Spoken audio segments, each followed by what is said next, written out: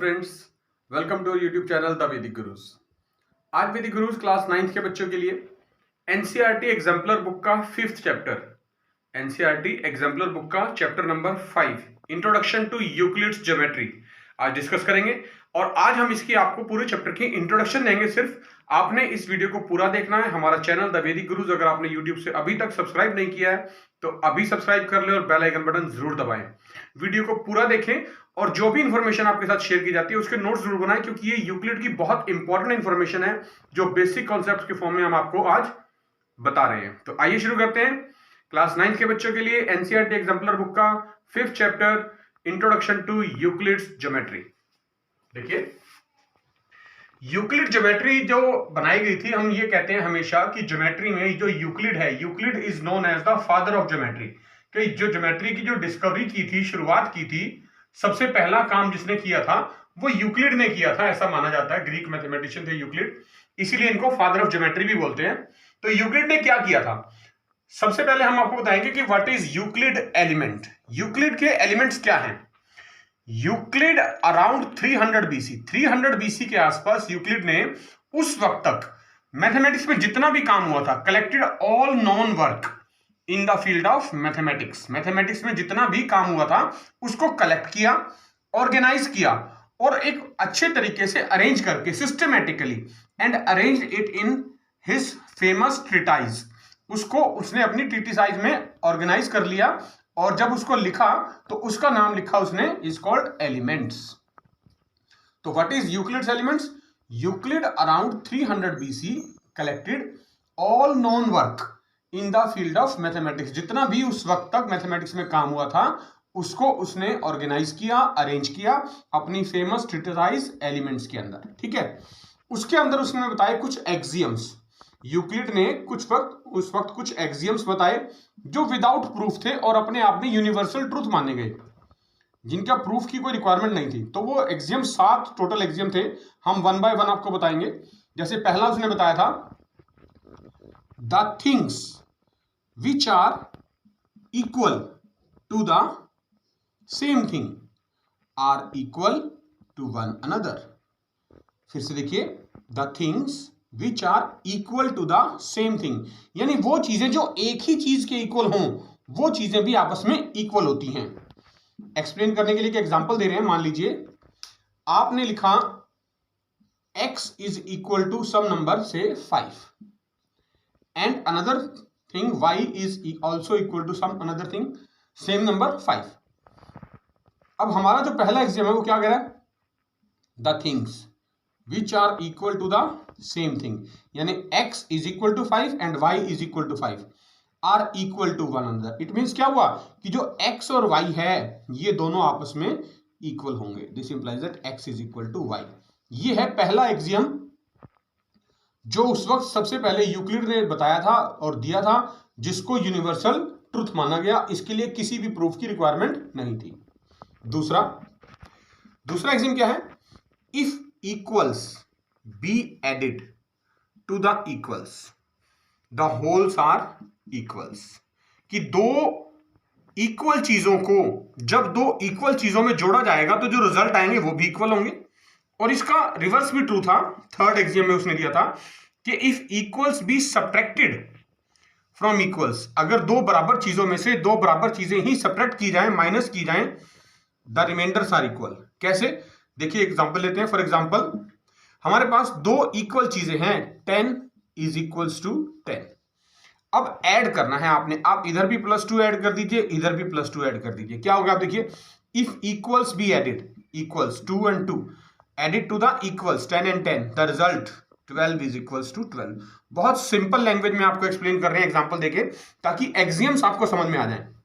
तो क्या था axiom, if equals be added to the equals. हमने 10 और 10 दो इक्वल्स लिए, उनमें 2 और 2 दो इक्वल ऐड किए, रिजल्ट क्या आया, होल 12।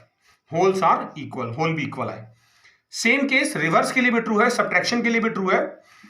यही सेम एग्जांपल सब्ट्रैक्शन के भी ले सकते हैं आप, कि 10 और 10 दो इक्वल चीजें ली, उनमें से दो इक्वल चीजें 3 और 3 सब्ट्रैक्ट कर दी, तो जो रिमाइंडर बचे 7 और 7 दे वर आल्सो इक्वल। तो इस तरह के कुछ एक्सियम्स यूक्लिड ने बताए थे टोटल 7 थे। हमने आपको पहले 3 एक्सप्लेन कर दिए हैं with the help of examples. आपने इनको बड़े ध्यान से स्टडी करना है और याद रखना है। Let's come on to the next axiom of Euclid's. देखिए तीसरे एक्सियम के बाद चौथा एक्सियम है हमारे पास, थिंग्स विच कोइंसाइड। कोइंसाइड समझते हैं आप, जब जैसे एक लाइन हमने ये लगा दी और इसी के ऊपर एक और दूसरी लाइन लगा दी तो इसका मतलब हो गया दोनों लाइनें क्या है, कोइंसाइड कर रही हैं। ये देखिए इसके ऊपर जितनी मर्जी आप लाइन लगा दें और नजर आपको सिर्फ एक ही आनी चाहिए, then we say that coincide. यही इस वर्ड का मीनिंग है कोइंसाइड का। With one another, are equal to one another. मतलब मान लीजिए हमने कोई एक लाइन यहां पर इन दो पॉइंट्स के बीच में ड्रॉ करी है, ए और बी के बीच में ये लाइन ड्रॉ कर दी हमने। अब things which coincide with one another are equal to one another, अगर मैं ऐसी ही एक और लाइन इसी के ऊपर ये ड्रॉ कर दूं और इधर इसका नाम लिख देता हूं सी डी, तो ये दोनों जो लाइनें हैं ये कोइंसाइड कर रही हैं। देखिए ये पॉइंट ए है, ये पॉइंट बी है, हमने इसके ऊपर एक लाइन ड्रॉ कर दी है ए बी, और अब इस पॉइंट को सी मान लिया और इसको डी मान लिया और फिर इसके ऊपर एक और लाइन ड्रॉ कर दी सी डी, तो ये दोनों लाइनें क्या होगी, कोइंसाइड होगी, कोइंसाइड विद ईच अदर। आप चाहें तो फिर से ड्रॉ कर सकते हैं। देखिए मान लीजिए ये ए ये बी, ये एक लाइन हमने ड्रॉ की रेड कलर से, ठीक है, कोइंसाइड करनी है एग्जैक्टली सेम। इसी के ऊपर एक और लाइन में ब्लैक कलर से ड्रॉ कर देता हूं, ठीक है, और इसका नाम रख देते हैं सी डी। तो अब देखिए आपको एक ही लाइन नजर आ रही है, इट मींस ये लाइन जो है वो कोइंसाइड करगी। तो रिजल्ट क्या निकला, A B is equal to C D, कि जब भी दो चीजें कोइंसाइड करेंगी तो वो हमेशा इक्वल होंगी। फिफ्थ एक्सियम क्या था, the whole is greater than the part, कि जो होल होता है पूरा वो हमेशा बड़ा होगा किससे, उसके एक छोटे पार्ट से। कैसे, मान लीजिए आपने एक सर्कुलर ले लिया, कोई भी सर्कल, ठीक है, सपोज ये एक पिज्जा है आपका, राइट, और इस पिज्जा में से आपने ये एक स्लाइस निकाल दी, ठीक है, और ये जो स्लाइस निकली है इस पिज्जा में से ये आपने यहां बना लिया बाहर, राइट। तो what does the fifth axiom से, द होल, कि ये जो पूरा का पूरा पिज्जा है इज ग्रेटर देन, ये हमेशा इस स्लाइस से तो बड़ा ही होगा। ये पूरा का पूरा पिज्जा, गोल पिज्जा, इस सिर्फ एक स्लाइस से इज ऑलवेज ग्रेटर, हमेशा बड़ा होगा। The whole is greater than the part. इस बात से कोई फर्क नहीं पड़ता कि ये जो स्लाइस ली आपने ये कितनी बड़ी ली है, आप ये भी ले सकते हैं, इतनी बड़ी स्लाइस भी ले सकते हैं, एग्जैक्टली उसकी हाफ भी ले सकते हैं, बट मेन क्या है, जो फुल कंप्लीट पिज्जा है वो हमेशा उसकी स्लाइस से ज्यादा होगा, बड़ा होगा, which is our fifth axiom, the whole is greater than the part. अब हम चलते हैं सिक्स्थ एक्सियम के ऊपर। तो जो सिक्स्थ और सेवंथ एक्सियम्स हैं ये दोनों भी जैसे ही, जैसे थर्ड और फोर्थ, सेकंड और थर्ड थे हमारे डबल, वो ऐड वाला और सब्ट्रैक्ट वाला, ये अब डबल और हाफ है, बिल्कुल उसी तरह से करेंगे।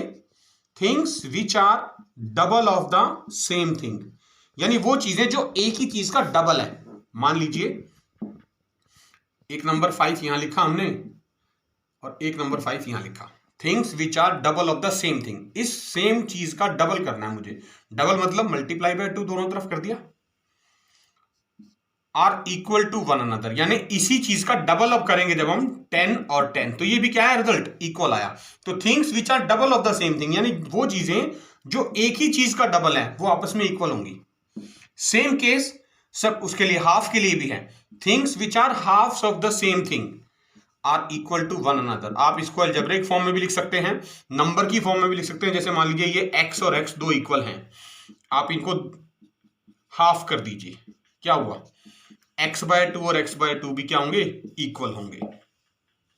तो ये दोनों जो एक्सियम है सिक्स्थ और सेवंथ, ये डबल और हाफ इकट्ठे हैं कंबाइन, कि एक ही चीज का डबल कर दें, दो इक्वल चीजों का डबल करें रिजल्ट इक्वल आएगा, दो इक्वल चीजों का हाफ करें रिजल्ट इक्वल आएगा। ऐसे ही ऐड और सब्ट्रैक्ट वाला था, दो सेम चीजों में सेम नंबर ऐड करें तो रिजल्ट इक्वल आएगा, दो सेम नंबर में से सेम नंबर हाफ वो माइनस कर दें तब भी रिजल्ट इक्वल आएगा। तो ये सेकंड, थर्ड और सिक्स, सेवंथ एक्सियम्स जो है वो लगभग एक जैसे हैं। तो ये साथ के साथ जो थे ये यूक्लिड के एक्सियम्स थे जो सबसे पहले यूक्लिड ने बनाए थे और ऑर्गेनाइज तरीके से बताए थे, और इनको यूनिवर्सल ट्रूथ माना गया। इनके लिए किसी भी प्रूफ की कोई रिक्वायरमेंट नहीं होती थी। देखिए अब हम आपको चैप्टर 5 में सबसे इंपॉर्टेंट चीज है, दो ही चीजें इसके अंदर सबसे इंपॉर्टेंट चैप्टर 5 के अंदर, एक तो थी एक्सियम्स जो हमने अभी आपको बताया, और दूसरी है पोस्टुलेट्स। अगर आपको ये एक्सियम्स और पोस्टुलेट सारे समझ में आ गए तो ये चैप्टर 5 समझने में कोई भी मुश्किल नहीं होगी, बहुत आसानी से क्लियर होता चला जाएगा। सबसे पहला पोस्टुलेट है, ए straight line may be drawn from any point two any other point. एक स्ट्रेट लाइन किसी भी एक पॉइंट से किसी भी दूसरे पॉइंट तक, मान लेते हैं कोई भी एक पॉइंट ए है और ये दूसरा पॉइंट कोई भी बी है। पोस्टुलेट क्या कह रहा है, ए स्ट्रेट लाइन में बी ड्रॉन, एक स्ट्रेट लाइन ड्रॉ की जा सकती है from any point two any other point. एक पॉइंट ए ले लिया, दूसरा पॉइंट बी ले, तो इससे हम एक स्ट्रेट लाइन ड्रॉ कर सकते हैं। पॉइंट ए से पॉइंट बी तक we can draw a straight line. ऐसा नहीं है ए से बी तक कर सकते हैं, आप बी से ए तक भी एक स्ट्रेट लाइन ड्रॉ कर सकते हैं, राइट। तो कोई भी दो पॉइंट अगर आप लेते हैं तो वहां पर एक पॉइंट से दूसरे पॉइंट तक आप एक स्ट्रेट लाइन ड्रॉ कर सकते हैं। This is Euclid's first postulate. अब बात करेंगे सेकंड पोस्टुलेट की। सेकंड पोस्टुलेट क्या कर रहा है, एक टर्मिनेटेड लाइन, टर्मिनेटेड लाइन मतलब लाइन सेगमेंट जो रुक जाती है एक जगह जाके, कट हो जाती है, कैन बी प्रोड्यूस्ड इनडेफिनेटली, उसको इनडेफिनेटली बढ़ाया जा सकता है। जैसे मान लीजिए ये कोई भी एक लाइन मैंने ले ली, सेगमेंट सी डी, ठीक है। इस लाइन सेगमेंट की दो एंड पॉइंट है, एक पॉइंट सी है एंड पॉइंट इसका, और एक एंड पॉइंट ये डी है। इसको आप इनडेफिनेटली बढ़ा सकते हैं, मतलब अगर आप चाहें इसको इंक्रीज करना तो you can take it from up to any length, किसी भी लेंथ तक, जहां तक आपका मन करे आप वहां तक इसको इंक्रीज कर सकते हैं। और ये नहीं सिर्फ डी से कर सकते हैं, सी से भी कर सकते हैं। आप किसी भी डायरेक्शन में आप इस लाइन सेगमेंट को, टर्मिनेटेड लाइन को ड्रॉ कर सकते हैं इनडेफिनेटली, जहां तक आप चाहें वहां तक। This is Euclid second postulate. अब हम बात करेंगे थर्ड पोस्टुलेट की। यूक्लिड ने थर्ड पोस्टुलेट में बताया था कि आप किसी भी पॉइंट को सेंटर मान के कोई भी रेडियस लेके एक सर्कल ड्रॉ कर सकते हैं। मतलब ए सर्कल में be drawn, may be describe या ड्रॉन विद एनी सेंटर, कोई भी पॉइंट को सेंटर ले लें, एंड एनी रेडियस, कोई भी पॉइंट को आप रेडियस ले लें। मतलब मान लो ये मैंने पॉइंट ले लिया सेंटर, तो मैंने यहां से एक इस रेडियस का सर्कल ड्रॉ कर दिया, एक और सेंटर ले लिया, इस रेडियस का सर्कल ड्रॉ कर दिया। अब मैं चाहूं तो यहां पर भी एक सेंटर ले सकता हूं और यहां पर भी एक रेडियस का सर्कल ड्रॉ कर सकता हूं। तो you can draw a circle, circle कहीं भी ड्रॉ कर सकते हैं with any centre and any radius. कोई भी रेडियस लें आप, इस बात से फर्क नहीं पड़ता, कोई भी सेंटर लें, किसी भी पॉइंट को आप सेंटर अज्यूम कर सकते हैं और वहां से कोई भी रेडियस अपनी मर्जी का लेके एक सर्कल ड्रॉ कर सकते हैं। मतलब एक सर्कल ड्रॉ करना हमेशा पॉसिबल रहेगा। This is third postulate. Fourth postulate, all right angles are equal to one another. अब आपको पता राइट एंगल क्या होता है, राइट एंगल होता है 90 डिग्री का, 90 डिग्री एंगल, राइट। ये हमारा राइट एंगल है 90 डिग्री। अगर मैं इसका नाम लिखूं say this is A B C, और एक दूसरा राइट एंगल ड्रॉ कर ले हम कहीं पर, जो आर्म्स हैं एंगल की उनकी डायमेंशन चेंज कर सकते हैं आप। ये डी मान लिया मैंने, ये ई ले लिया, ये एफ ले लिया, मेजरमेंट तो फिर भी इसका 90 डिग्री ही रहने वाला है। तो यही बात यूक्लिड ने बताई थी फोर्थ पोस्टुलेट में। ऑल राइट एंगल्स जितने भी बना लीजिए, कहीं भी बना लीजिए, किसी भी आर्म्स की जो लेंथ है कुछ भी रख लें, लेकिन जो उनका मेजरमेंट है 90 degree, they are always equal. वो इसलिए इक्वल है क्योंकि उनका मेजरमेंट 90 डिग्री बिल्कुल सेम है। तो यूक्लिड ने टोटल 5 पोस्टुलेट बताए थे, जिनमें से 4 हमने आपको एक्सप्लेन कर दिए। अब हम इसका एक्सप्लेन करेंगे आपको fifth postulate, which is also very important. देखिए जो फिफ्थ पोस्टुलेट है यूक्लिड का, सबसे इंपॉर्टेंट भी है। अक्सर एग्जाम में जो क्वेश्चंस आते हैं वो फिफ्थ पोस्टुलेट के ऊपर बेस्ड आते हैं। क्या है वो, कह रहा है if a straight line falling on the two straight lines. कैसे, देखिए मैं एक्सप्लेन भी करता चलूंगा आपको साथ साथ। देखिए ये मान लीजिए दो स्ट्रेट लाइन है हमारे पास, एक इस तरह से है, एक इस तरह से है, ठीक है। दो स्ट्रेट लाइन हमने ये बना ली, this one, according to Euclid, कि दो स्ट्रेट लाइन हैं और उनके ऊपर एक लाइन इस तरह से डाल दी जाए जो उनको कट करती हो। ये मान लीजिए एल और एम है और ये लाइन पी है। ये दो स्ट्रेट लाइन है और एक लाइन इनके ऊपर ये कट कर रही है। अब पढ़ते हैं, देखिए क्या लिखा है, if a straight line falling on two straight lines makes the interior angles on the same side of it. इसकी सेम साइड पे इंटीरियर एंगल बन रहे हैं इस तरफ, राइट। मान लीजिए इनका नाम रख देते हैं हम x और इसका नाम रख देते हैं y। ऐसे ही इंटीरियर एंगल अगर इस साइड की बात करें तो इस साइड भी बनेंगे। थोड़ा सा कलर चेंज करके लिख देता हूं मैं, मान लेते हैं इसका नाम रख देता हूं मैं a और इसका मैं नाम रख देता हूं b। ठीक है, यहां तक हमने यूक्लिड की अभी जो फिफ्थ पोस्टुलेट है पढ़ लिया, इसकी स्टेटमेंट भी पढ़ ली और एक्सप्लेन भी कर दिया आपको विद द फिगर। क्या कहा था कि if a straight line falling on two straight lines L and M makes interior angles, इधर XY बन रहे हैं और इधर AB, on the same side of it, कह रहा है आप taken together less than two right angles, then the two straight lines if produced indefinitely meet on that side on which the sum of the angles is taken together less than two right angles। मतलब क्या है, वो कह रहा है कि हमने दो स्ट्रेट लाइन ली, उनके ऊपर एक लाइन डाली, उस लाइन ने दो इंटीरियर एंगल बनाए, एक तो सेम साइड, लाइन के सेम साइड यानी XY जैसे हैं एक ही तरफ, या दूसरी तरफ AB।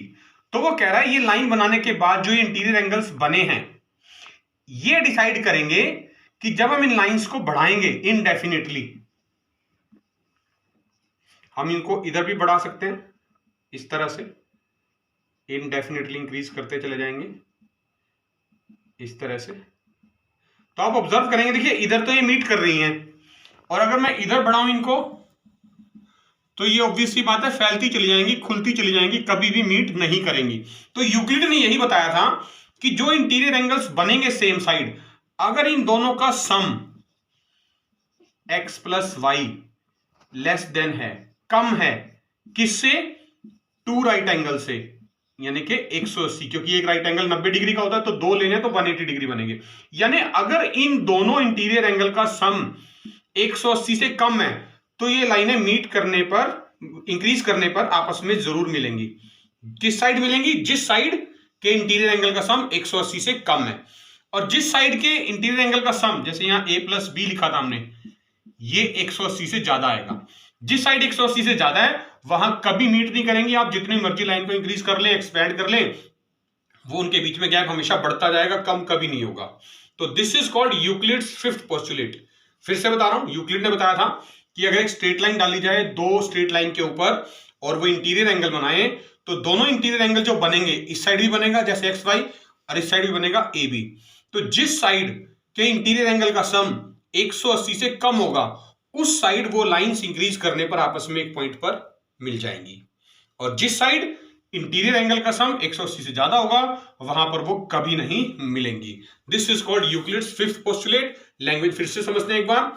If a straight line falling on two straight lines makes the interior angles on the same side of it taken together, मतलब इकट्ठे लेने हैं, दोनों को टोटल करना है, प्लस करना है, less than two right angles, 200, दो राइट एंगल का मतलब क्या है, 90 प्लस 90 180, 180 से कम है, तो then the two straight lines if produced indefinitely meet on that side, उस साइड पे मिलेंगी, ऑन विच, जहां पर sum of the angles is taken together less than two right angles, यानी जहां पर दोनों लाइनों का सम 100, दोनों इंटीरियर एंगल का सम 180 से कम आएगा उस तरफ वो लाइंस इंक्रीज करने पे मिल जाएंगी।